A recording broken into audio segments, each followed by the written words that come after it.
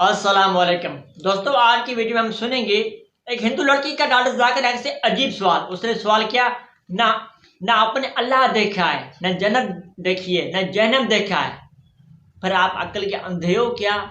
Doctor Zakir Naik को इस सवाल पर गुस्सा आ गया और डॉक्टर जाकिर नाइक ने उसका बेहतरीन आंसर दिया। चलते हैं वीडियो तक, जानते हैं इस वीडियो में।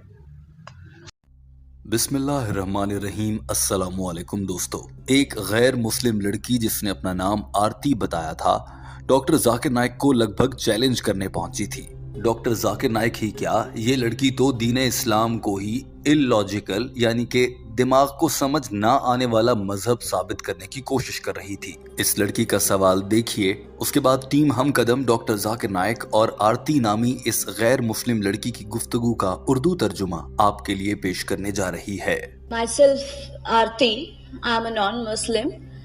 I'd like to ask a question. That what I understood from your talk is mainly that it's a religion which believes in peace and harmony and scientific and rational beliefs.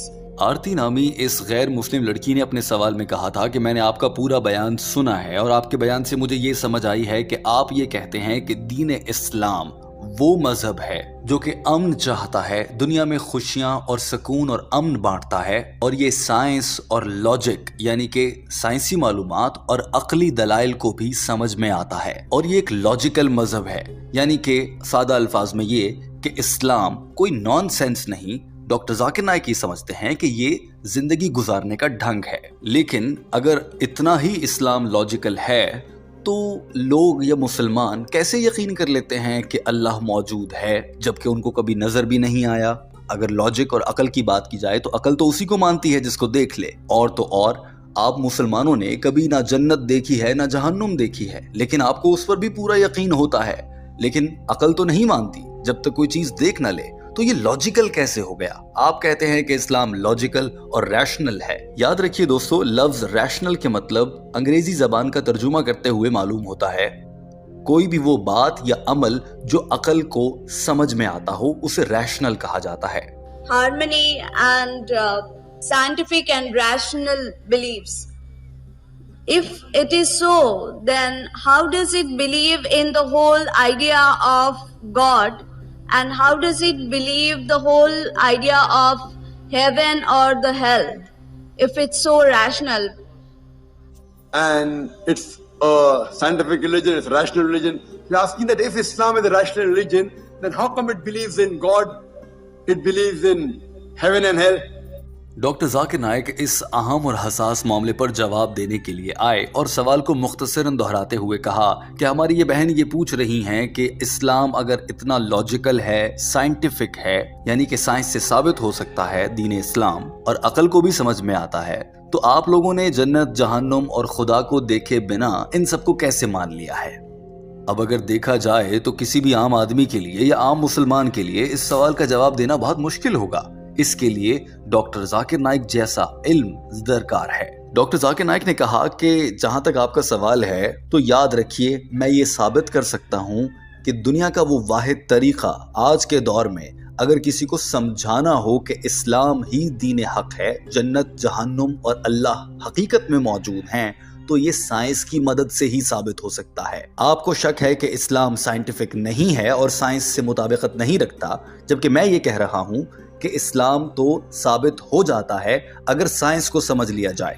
Doctor Zakir Naik ने कहा कि अगर आज के दौर में भी मुझे किसी गैर मुस्लिम या मुल्हिद पर यह साबित करना होता है कि दीन इस्लाम ही दीन हक है, तो इसके मेरे पास दो रास्ते होते हैं। पहला रास्ता ये कि मैं उसे साइंस के जरिए समझा दूं, क्योंकि वो कुरान पाक को तो मानता नहीं है, और दूसरा रास्ता ये हो सकता है कि उसे कुरान पाक की मदद से समझाया जाए। डॉक्टर जाकिर नाइक ने इस मौके पर यह भी वाज़ेह किया कि आज के दौर के इंसान को समझाने के लिए साइंस और टेक्नोलॉजी से साबित करना पड़ता है। अगर माजी में चले जाएं तो माजी करीब में देखा जाता है कि एक दौर था जब अरबिक लिटरेचर के जरिए लोग साबित करते थे कि कुरान पाक जिस लैंग्वेज में लिख दिया गया है, ऐसी जबान तो कोई बड़ा बड़ा शायर या अरबी जबान का बहुत बड़ा मुसन्निफ भी नहीं लिख सकता। उस दौर में अरबी लिटरेचर से साबित होता था। और उससे भी पहले के दौर में चले जाएं तो उससे पहले का दौर मौजज़ात पर यकीन करने का था, और उस मौके पर सहाबा कराम और अंबिया कराम को अल्लाह ताला ने ये ताकत दी थी कि वो मुख्तलिफ मौजज़ात के ज़रिए دین حق اور اسلام کا سچ کی گواہی دیا کرتے تھے. لیکن چونکہ آج کا دور سائنس کا دور ہے تو میں سائنس سے ثابت کرتا ہوں. Sister, the only way you can believe in God is through science. Today, if I have to prove to an atheist, the only way I can prove is through the Quran with the help of science. The best tool I've got today. Previously, it was miracles. Then came the age of literature and poetry. Every age, Quran is a miracle of miracles. Doctor Zakir Naik نے کہا کہ قرآن پاک دنیا کا سب سے بڑا معجزہ ہے اور یہ ہر آنے والے دور کو معجزہ ہی لگے گا. ڈاکٹر ذاکر نائک نے یہ بھی کہا کہ اگر اس دور میں کوئی بھی سمجھدار سائنسدان ہو اور وہ حقیقتاً لاجیکل بات جاننا چاہتا ہو اور وہ سائنس کو سمجھتا ہو تو وہ خود بخود ماننے لگے گا کہ قرآن پاک ہی اللہ کا بھیجا گیا پیغام ہے اور یہی سچی کتاب ہے. اور اگر کوئی شخص لاجیکل نہیں ہے اور وہ سائنس کو سمجھتا بھی ہے لیکن وہ بات ماننے کو تیار نہیں اور اس کی عقل تسلیم کرنے کو ہی تیار نہیں ہے تو پھر اس کو کچھ سمجھ نہیں آئے گا. ڈاکٹر ذاکر نائک نے کہا کہ ایک مسئلہ یہ بھی ہے کہ بہت سے لوگ سائنس کا آدھا علم رکھتے ہیں اور صحیح سے سائنس کو سمجھتے نہیں اور پھر وہ دین اسلام میں کیڑے نکالنے کی کوشش کرتے ہیں اور قرآن پاک کو نعوذ باللہ جھوٹی کتاب کہنا یا ثابت کرنے کی کوشش کرتے ہیں.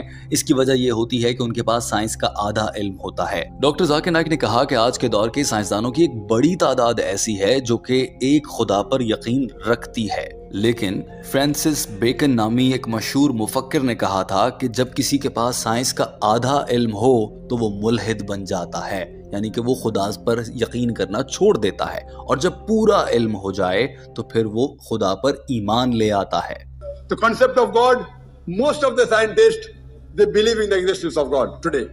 Previously, according to Francis Bacon, it says that little knowledge of science makes you an atheist, but in-depth knowledge of science makes you a believer in God. Now coming to the second question about heaven and hell. اس کے بعد doctor Zakir Naik نے کہا کہ اب آپ کے سوال کے دوسرے حصے پر آتے ہیں جہاں پر آپ نے کہا کہ جنت اور جہنم تو دیکھی نہیں تو یقین کیسے کر لیں کہ وہ سب ہے. ڈاکٹر ذاکر نائک نے کہا کہ اس کا جواب دینے کے لیے میں آپ کو یوں سمجھانا چاہتا ہوں کہ اگر یہ مان لیا جائے کہ سائنس سے جو صحیح ثابت ہوتا ہے وہ سچ ہوتا ہے تو پھر پوری دنیا اور سائنسدان یہ بات مانتے ہیں کہ قرآن پاک میں جو کچھ بھی لکھا ہے اس کا 80% حصہ ایسا ہے جو کہ سائنس سے ثابت ہو چکا ہے.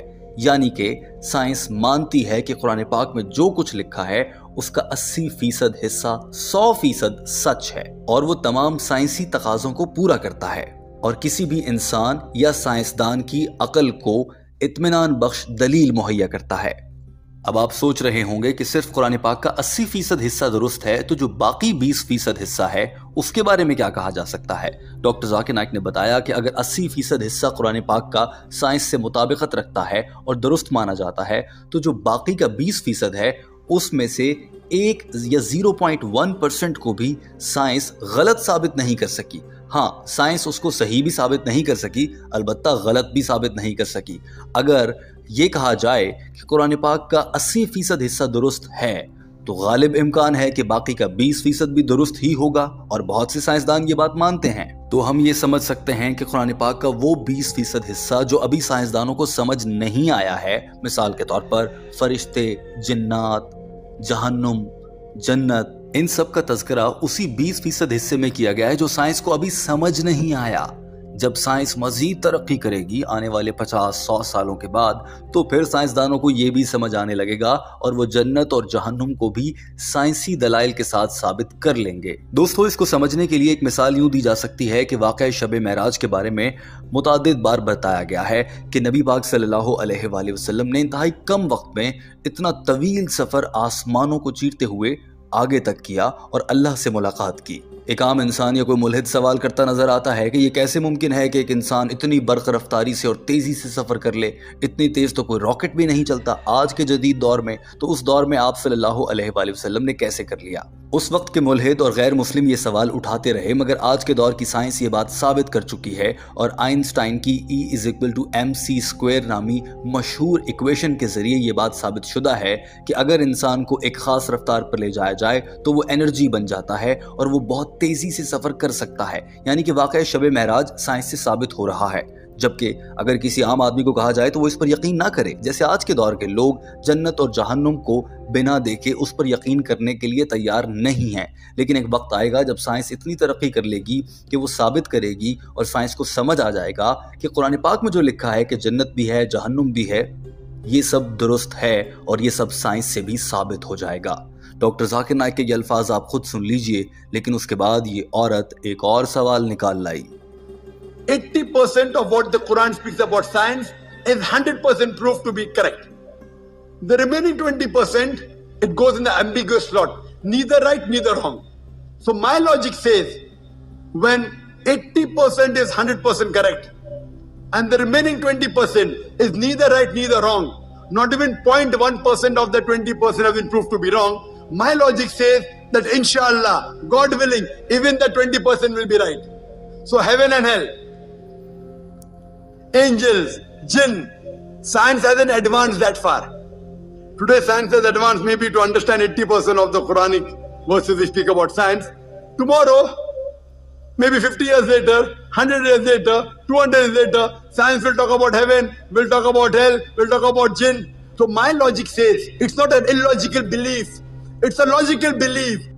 ڈاکٹر ذاکر نائک نے کہا کہ میں ایک لاجیکل آدمی ہوں، اسی لیے میں یہ یقین رکھتا ہوں کہ قرآن پاک کا جو 20% حصہ رہ گیا ہے سائنس سے ثابت ہونا وہ بھی جلد ثابت ہو جائے گا، کیونکہ 80% تو ثابت ہو چکا ہے. اور اسی لیے میں جنات، فرشتے، جنت، جہنم اس سب پر یقین رکھتا ہوں، باوجود اس کے کہ میں اپنی عقل کا پورا استعمال کر کے لاجیکلی یا ریشنلی بھی سوچتا ہوں.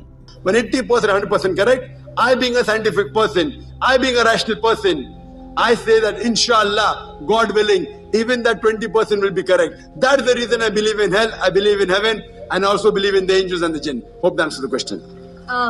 I still have some clarification. I need some clarification. Anything connected with the same question? Yes, yeah. Actually, you said that science also follows or believes in God, or also Islam do that. Then what is the exact explanation that it has given? For God or for heaven or hell? Doctor Zakir Naik جب اپنی بات مکمل کر چکے اور لگ بھگ اس خاتون کو سب کچھ بتا چکے تو یہ اچانک سے کہنے لگی کہ مجھے مزید سوال کرنا ہے، اور کہا کہ آپ یہ کہتے ہیں کہ سائنس مانتی ہے کہ اس دنیا کے نظام کو چلانے والی کوئی ایک ذات ہے اور وہ اللہ ہے. اگر واقعی سائنس یہ سب مانتی ہے تو سائنس اس کی وجہ کیا بیان کرتی ہے؟ سائنس کیا بتاتی ہے کہ اللہ کیوں ہے؟ ڈاکٹر ذاکر نائک نے یہ سوال سنا اور وہ کچھ حد تک کچھ برہم نظر آئے اور مائکرو فون پر آتے ہی کہا کہ میری بہن آپ نے میری ساری بات غور سے سنی ہے؟ جواب میں اس لڑکی نے کہا جی ہاں میں نے سنی ہے. پھر ڈاکٹر ذاکر نائک نے کہا کہ آپ نے میرا وہ بیان دیکھا ہے جس میں میں نے یہ ثابت کیا ہے کہ قرآن پاک وہ مذہبی کتاب ہے جو حقیقتاً اس دنیا کے خالق اللہ نے نازل فرمائی ہے؟ تو یہ لڑکی کہنے لگی کہ نہیں میں نے وہ بیان نہیں سنا. تو ڈاکٹر ذاکر نائک نے کہا کہ 2 گھنٹوں کا میرا ایک بیان ہے اور اس بیان کو میں نے خلاصہ پیش کرتے ہوئے 15 منٹ میں آج بھی سب کے سامنے بیان کیا ہے. آپ سے التماس ہے کہ آپ وہ بیان ضرور دیکھ لیجئے. اور اس کے بعد ڈاکٹر ذاکر نائک نے کچھ حد تک غصہ کرتے ہوئے اس خاتون سے کہا کہ آپ کو یہ یقین نہیں آ رہا کہ خدا موجود ہے، تو پھر مجھے یہ بتائیں اگر خدا موجود نہیں ہے، اللہ نعوذ باللہ نہیں ہے، تو پھر یہ قرآن پاک کس نے لکھا؟ وہ قرآن پاک جو کہ یہ بتاتا ہے کہ یہ دنیا گول ہے. سائنسدانوں کو تو یہ سب آج معلوم ہو رہا ہے، قرآن پاک نے 1400 سال پہلے کیسے بتا دیا؟ یقیناً وہی ذات بتا سکتی ہے جس نے یہ دنیا بنائی ہے، اسی کو اس دنیا کے بارے میں سب کچھ معلوم ہوگا، اور اسی نے ہی اس قرآن مجید کے نزول کے ذریعے دنیا کے سبھی انسانوں کو بتایا ہے کہ کس طرح سے زندگی گزارنا ہے. جو ہی ڈاکٹر ذاکر نائک نے یہ کہا کہ مجھے یہ بتائیں کہ اگر اللہ موجود نہیں ہے تو پھر یہ قرآن پاک کس نے لکھا، تو یہ خاتون فوراً سے کہنے لگی یہی تو میں پوچھ رہی ہوں. ڈاکٹر ذاکر نائک نے فوراً سے جواب دیا ظاہر ہے جس نے یہ دنیا بنائی ہے اسی نے اس دنیا کو استعمال کرنے والی مینول یعنی کہ قرآن مجید کتاب نازل فرمائی. اللہ نے نازل فرمایا قرآن پاک. دنیا کا کوئی انسان بھلا یہ کتاب کیسے لکھ سکتا ہے؟ اب یہ لڑکی پھر کہنے لگی کہ اگر یہ قرآن پاک خدا نے ہی لکھا ہے تو کیسے ثابت ہوگا؟ تو ڈاکٹر ذاکر نائک نے کہا کہ وہ میرا 2 گھنٹے کا ایک بیان ہے، وہ پھر آپ سن لیجئے، وہاں پر میں نے ثابت کر دیا ہے. میں نے اپنے 2 گھنٹے کے اس بیان میں سب کچھ باقاعدہ ثابت کیا ہے. ڈاکٹر ذاکر نائک کا یہ غصے بھرا اور دلائل پر مبنی انداز آپ بھی دیکھ لیجئے. For heaven or hell? Sister, did you hear my full talk? Yeah. Did you hear my talk which I gave earlier last week? Is the Quran God's word? No, sir. Fine. This is my first. So in this talk, I spent 15 minutes trying to repeat in a nutshell what I spoke in 2 hours. If God did not exist, who wrote this Quran? Who wrote this Quran 1400 years ago? Talking about... My question is also, then who wrote this Quran? Who wrote it? The Creator wrote it. God wrote it. No human being can write. Sorry? What is the explanation for that? The explanation is my talk of 2 hours, sister. You can take the video cassette. Inshallah, it will give more details about the explanation of God as well as the existence of God, and Quran is the word of God. Hope that answers the question. Sister, you can collect the book also, Quran. اور یوں doctor Zakir Naik کا یہ جواب مکمل ہوا۔ دوستو، team ہم قدم اس ویڈیو کے آخر میں آپ سے کہنا چاہتی ہے کہ آپ کو اس عورت کی یہ بحث کیسی لگی؟ کیا یہ واقعی کچھ مدلل بات کرنا چاہ رہی تھی، یا محض ڈاکٹر ذاکر نائک کا امتحان لینے، یا پھر ڈاکٹر ذاکر نائک کو اپنی طرف سے چیلنج کرنے کے لیے آئی تھی؟ ضرور کامنٹ کی